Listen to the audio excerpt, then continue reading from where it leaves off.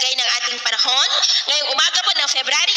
8, 2025. Sa ngayon po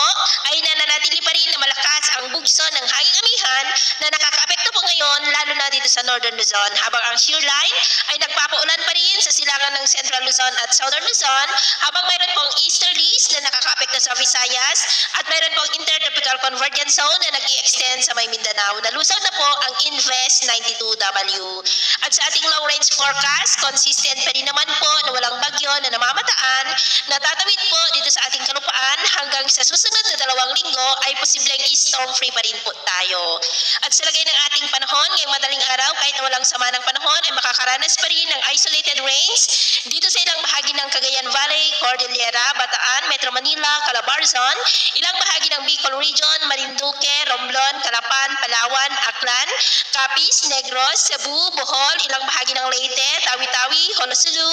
Northern Mindanao, Caraga, Davao Region at Sultan Kudarat. At mamaya po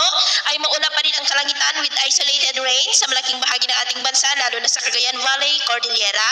ilang bahagi ng Metro Manila, Calabarzon, Calapan, Northern Palawan, Romblon, Aklan, Capiz, ilang bahagi ng Negros, Cebu, Bohol, Southern Leyte, Southern Samar, Caraga, Davao Region at Sulu Archipelago. At mamayang hapon, posible pa rin po ang cloudy skies with isolated rain sa may Cordillera, Cagayan Valley, Metro Manila,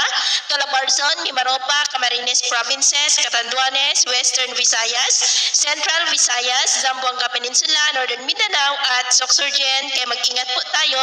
sa posibleng banta po ng mga pagbaha at pagguho ng lupa. At sa atin naman po mga baybayin, matataas po ang mga alon ngayon sa buong seaboard ng Northern Luzon at Central Luzon na aabot po ang taas ng alon sa 2 to 5 meters height. At maalon din sa silangang baybayin ng Southern Luzon, Eastern Seaboard ng Eastern Samar at silangang baybayin ng Mindanao na ang mga alon dyan ay posibleng aabot hanggang sa 2 to